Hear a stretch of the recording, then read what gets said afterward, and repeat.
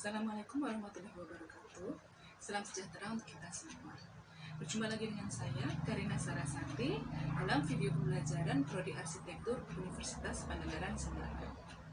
Pada kesempatan kali ini, saya akan membahas bagian materi dari mata kuliah pembangunan berkelanjutan yang akan didapatkan oleh teman-teman di setengah semester awal. Oke, langsung saja kita ke pembahasan pertama. Pertama-tama, kita harus mengerti definisi pembangunan berkelanjutan. Menurut Brundtland, report dari PBB tahun 1987, pembangunan berkelanjutan adalah bagaimana memperbaiki kehancuran lingkungan tanpa mengorbankan kebutuhan pembangunan ekonomi dan keadilan sosial. Menurut laporan dari KTT Dunia tahun 2005, menjabarkan bahwa pembangunan berkelanjutan terdiri dari 3 tiang utama, yakni ekonomi, sosial, dan lingkungan.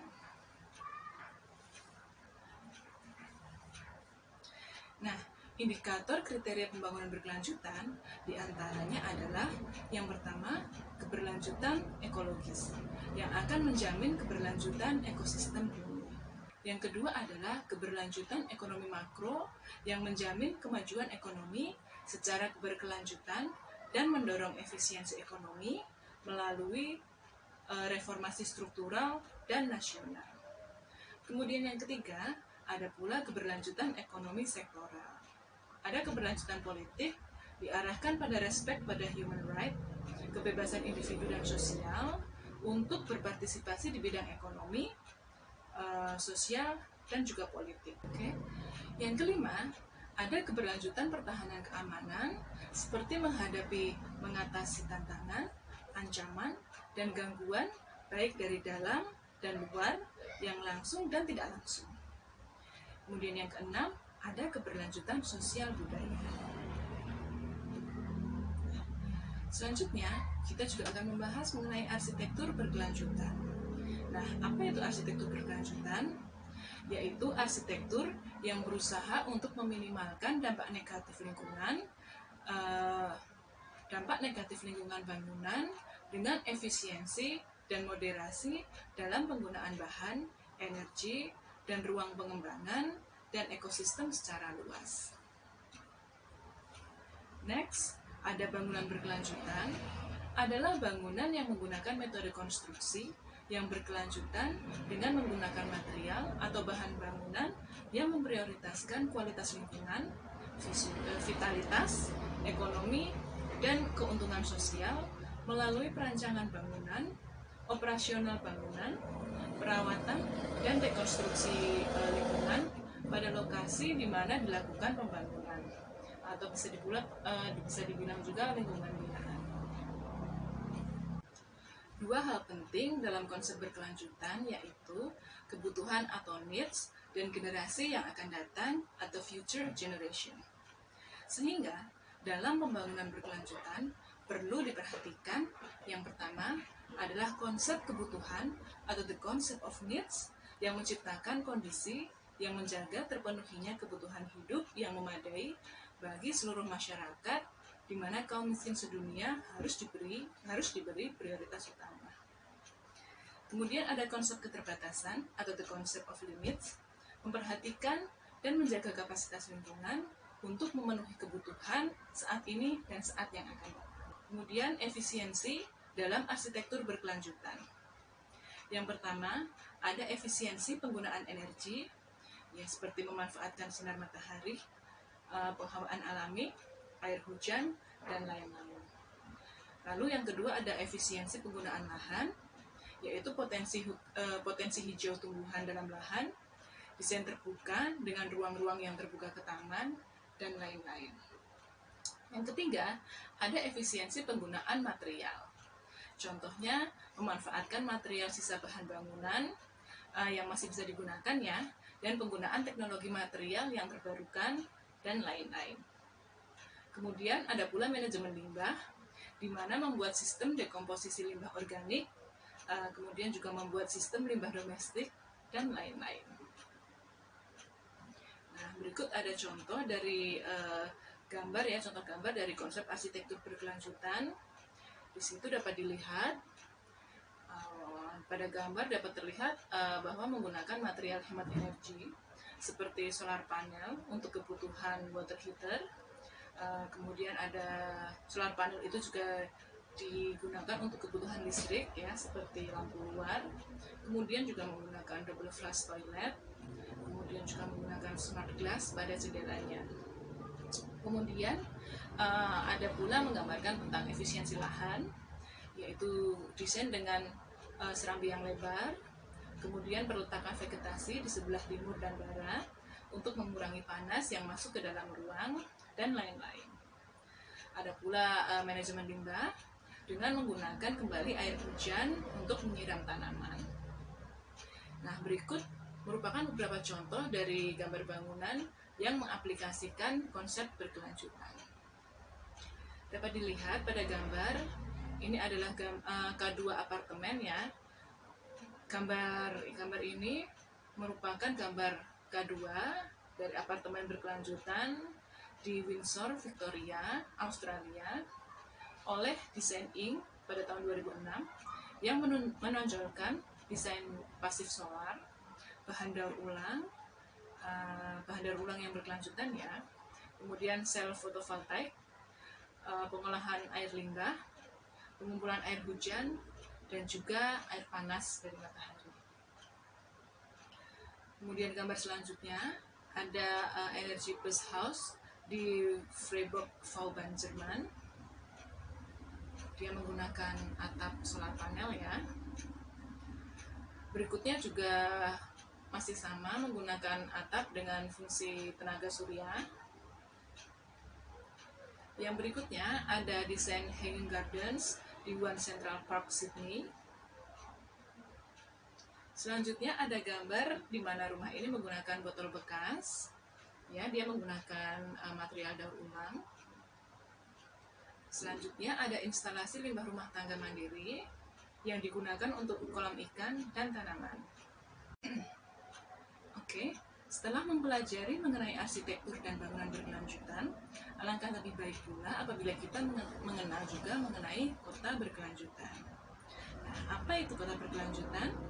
Kota berkelanjutan atau yang sering disebut dengan eco-city adalah kota yang dirancang dengan mempertimbangkan dampak lingkungan, dihuni oleh orang yang berdedikasi untuk meminimalisasi input seperti kebutuhan energi, air, dan makanan, sedangkan outputnya berupa limbah, panas, polusi udara, CO2, metana, dan juga polusi air.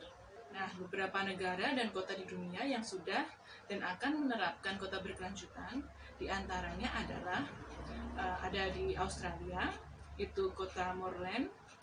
Kota Moreland ini berada di utara Melbourne, memiliki program untuk mengubah karbon menjadi netral. Salah satu programnya adalah Zero Carbon Moreland. Ini ada gambarnya. Kemudian ada pula di Cina, diberi nama Dongtan Eco City, adalah nama proyek lain di pulau terbesar ketiga di Cina, di muara Sungai Yangtze, dekat dengan Shanghai. Dan proyek ini dijadwalkan untuk menampung 50.000 penduduk pada tahun 2010. Setelah itu, kita juga perlu mengetahui mengenai rancang kota yang baik, di mana meliputi yang pertama adalah keterbacaan suatu kota atau legability of a city, yang berarti suatu kota harus mempunyai karakter yang kuat, di mana bagian-bagian kota dapat dikenali dan diorganisasi menjadi suatu pola yang jelas. Dapat terlihat pada gambar, ini merupakan ciri-ciri kota, ya, kota yang baik, yang dapat dibaca mempunyai karakter. Ini teori ini dari Kevin Lynch, teori dari citra kota. Tampak di gambar bahwa kota tersebut mempunyai landmark atau icon dari kota tersebut ya. Kemudian ada distrik atau pembagian wilayah, ada edge atau batas wilayah, kemudian ada nodes di mana itu tempat berkumpulnya orang. Kemudian ada paths, itu jalan ya yang menghubungkan antar satu wilayah dengan wilayah yang lain. Nah, yang kedua adalah kota berkelanjutan. Untuk pengertiannya sudah kita bahas sebelumnya ya. Nah, berdasarkan tipologinya, kota berkelanjutan dibedakan menjadi yang pertama ada neo-traditional development, Ini berorientasi kepada pedestrian dan tingkat kepadatan yang lebih tinggi dibandingkan lingkungan sekitarnya. Adapun neo-traditional development ini adalah suatu strategi desain yang mendorong masyarakat untuk lebih memilih untuk berjalan kaki, naik sepeda, naik angkutan umum dibandingkan dengan naik mobil pribadi. Berikut adalah contoh ya dari neo-traditional development tadi. Tampak pada gambar di sini pembagian wilayah permukimannya, dia mengikuti jalan, memanjang sepanjang jalan sehingga memudahkan para penghuninya untuk menggunakan transportasi umum. Kemudian yang kedua ada urban containment, bertujuan menghambat ekspansi area terbangun suatu kota dan mendorong perkembangan ke dalam atau inward. Tampak pada gambar ini contoh kota di Seoul ya, ibu kotanya Korea Selatan. Di sini tampak pada gambar bahwa kota tersebut dilingkupi oleh green belt atau jalur hijau, yang green belt tersebut atau jalur hijau tersebut berfungsi untuk menghambat ekspansi tersebut ya, ekspansi area terbangunnya itu keluar, jadi pertumbuhannya ke dalam. Kemudian bentuk yang ketiga ada compact city, di mana bentuk kota yang kompak dengan radius kota yang kecil, kepadatan tinggi, serta guna lahan campuran. Ini ada beberapa tipe compact city. Ini ada yang model district, model town, dan juga model city. Kemudian yang terakhir ada eco city ya. Ini didominasi oleh ruang terbuka hijau dengan keragaman ekologi dan kultural. Tampak pada gambar di mana kota tersebut direncanakan banyak dipenuhi oleh vegetasi atau ruang terbuka hijau. Nah, kemudian dari rancang kota yang baik tadi ya, kita kan tadi sedang membahas rancang kota yang baik. Di poin ketiga ada kota mampu artikulasi kearifan lokal. Kalau kita berbicara mengenai kota yang baik, seharusnya mencerminkan kearifan lokal yang bisa menginterpretasi kebijakan makro, lalu mampu memecahkan masalah lokal, dan mampu menjawab isu global atau berkelanjutan. Nah, ini ada contoh gambarnya. Ini gambar di Shanghai, di mana ini ada menggambarkan kearifan lokal ya dari kota tersebut. Dan tampak di situ ada pasar dan apartemen yang juga menggambarkan aktivitas dari kota tersebut. Kemudian yang terakhir ada pembangunan berwawasan lingkungan. Menurut Hartono, di buku beliau di tahun 2009 ya, pembangunan berwawasan lingkungan pada dasarnya adalah suatu upaya pembangunan yang berjalan berkesinambungan atau pembangunan berkelanjutan. Nah, hakikat pembangunan berwawasan lingkungan itu sendiri diantaranya ada inventarisasi sumber daya alam, pemanfaatan teknologi yang memadai, kemudian menilai dampak terhadap lingkungan hidup, rehabilitasi sumber daya alam, dan pendayagunaan wilayah dengan tidak merusak lingkungan hidup. Nah, itu tadi merupakan beberapa materi pengantar dalam mata kuliah pembangunan berkelanjutan yang akan teman-teman pelajari selama setengah semester ke depan. Untuk lebih jelasnya akan saya berikan pada saat jadwal kuliah daring selanjutnya. Sampai jumpa di video pembelajaran berikutnya. Wassalamualaikum warahmatullahi wabarakatuh. Terima kasih.